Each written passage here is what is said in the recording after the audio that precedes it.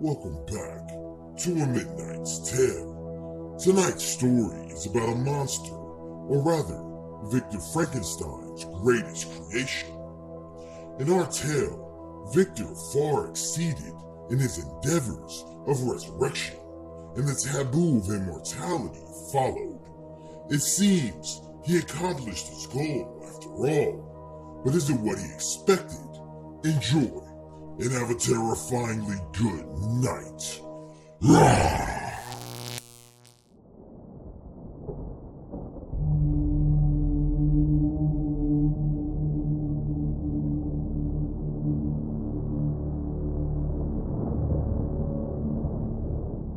The world has changed beyond recognition. In refuge of an abandoned London, I find solace amidst the chaos. My hideout is a sanctuary, a place where the past meets the present. From the outside, the building looks like a relic of a forgotten era, but within its walls lies a stark contrast, a meticulously organized haven of old books, computers, and paintings. The melancholic strains of Mozart's symphonies echo through the corridors, a haunting reminder of a world that once was. I am Frankenstein's creation, the so-called monster, left to navigate a world now ravaged by the very horrors my creator sought to understand. The irony is not lost on me. It was my father, Victor Frankenstein, whose insatiable thirst for knowledge unleashed the zombie apocalypse 20 years ago. And now, it falls upon me to rectify his mistakes, a burden that weighs heavily on my misshapen shoulders. Guilt gnaws at me, a constant companion in the shadows. I cannot help but feel responsible. Despite being an unintended consequence of my father's hubris, his final words, a desperate plea for forgiveness, echo in my mind like a haunting refrain. Save them, my creation.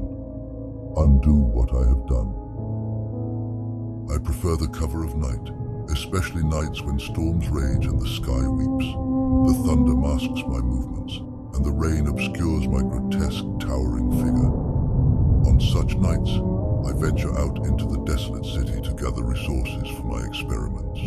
The streets are dangerous, filled with creatures born of the apocalypse, violent human factions, and of course, the zombies, the mindless, ravenous beings that were once human. But the storm keeps them at bay, allowing me to move undetected. My hideout is more than just a refuge. It is a laboratory where I strive to undo the wrongs of the past. Here, I work tirelessly with the assistance of Igor, my father's former servant. Igor was once a man, but in a cruel twist of fate, he is now a brain floating in a liquid-filled aquarium, connected to a computer.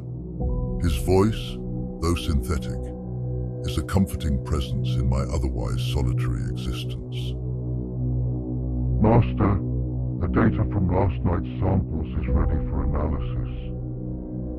Igor's voice crackles through the speakers, breaking the silence. Thank you, old friend, I reply, moving towards the computer. The flickering screen illuminates the dark room, casting eerie shadows on the walls. Igor and I have formed an unlikely bond, forged in the fires of adversity.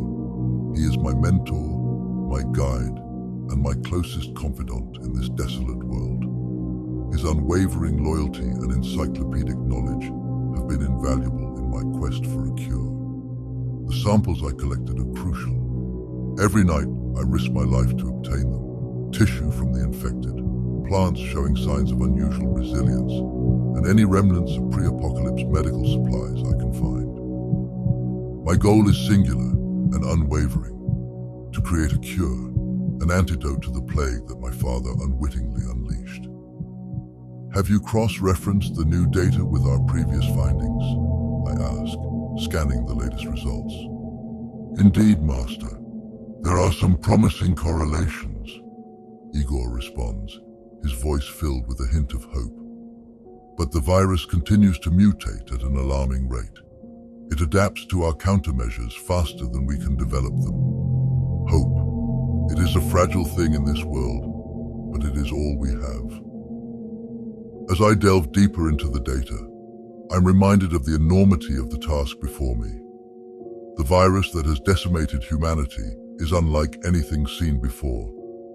It mutates rapidly, adapting to every countermeasure we devise.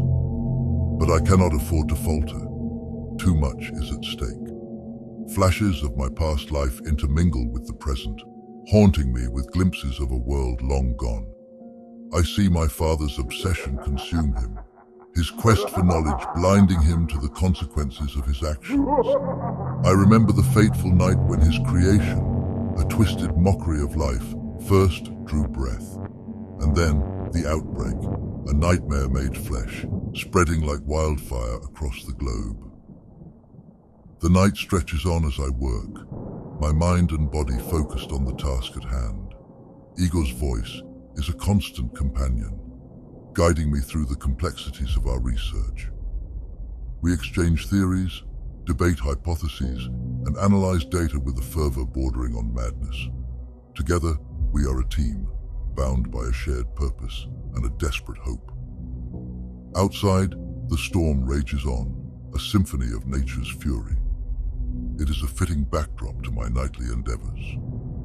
The thunder roars, the rain pours, and I continue my work, driven by the memory of my father's final words and the promise I made to myself to save humanity from the darkness he inadvertently brought upon it. As dawn approaches, I know it is time to retreat.